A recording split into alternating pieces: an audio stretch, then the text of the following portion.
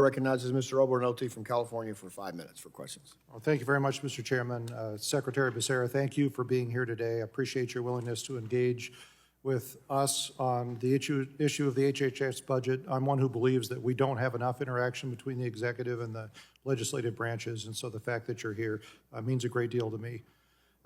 I'm a budget guy, and this purpose of this hearing is supposed to be to present the HHS budget for next year, and so I want to talk about the high-level numbers. So you're asking for a fiscal year 2025 budget of $130 billion in discretionary spending and $1.7 trillion in mandatory, for a total of about $1.84 trillion in budgetary authority.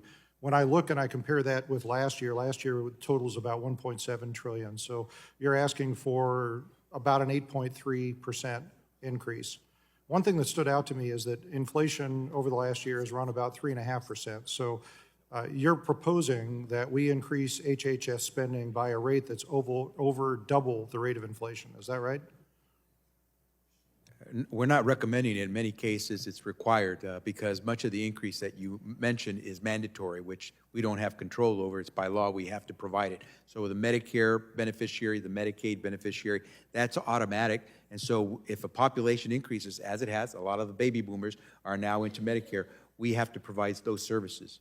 All right. So just projecting in the future, do you anticipate that HHS spending will on the path it's on, increase at over double the rate of inflation over the next few years? Actually, I think if you take a close look, the discretionary part, which is the money that isn't mandatorily obligated, I think you're going to find that that's way, way smaller than what you, the percentage that you quoted.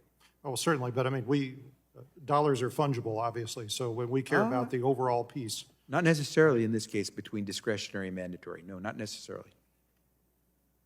Okay, we'll agree to disagree on that. Let me talk about this. Obviously, we have a problem with the federal budget. We're almost 30% in deficit.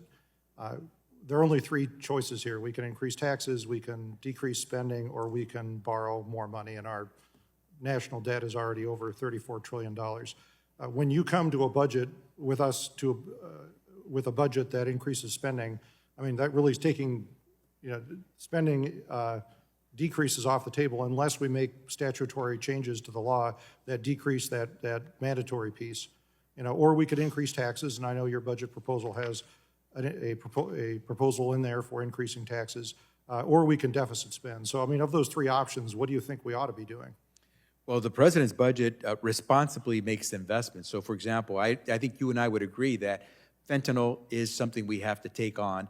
I don't think you're going to say, let's shortchange our efforts to try to keep fentanyl out of the hands of Americans. So we want to make sure we're making the right investment there. I think you would agree that we want to make the right investments with behavioral health. Today, more and more children are dying from suicide than ever before. I think we want to improve our services. And so where we're making the investments, I hope you'll agree, it's important to do so. The president, though, in his budget, does make responsible choices in how to make sure we're covering the costs of much of what we're doing.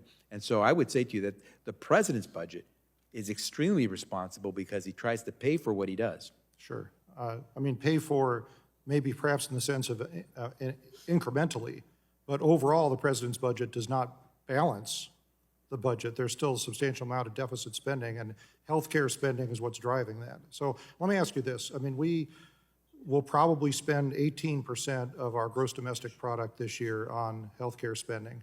That compares with much lower levelers in other countries. For example, the UK, which has a socialized healthcare system, spends about 10%, maybe even less than 10%, and has, by a lot of metrics, better healthcare outcomes than we do.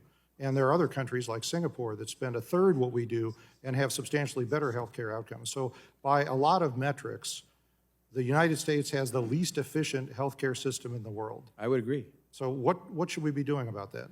I had a conversation with my friend, the health minister from Singapore, and also from Indonesia on these subjects, and they do a lot more early intervention care, preventative care, so that way they can tackle health issues before they get really expensive, become chronic diseases.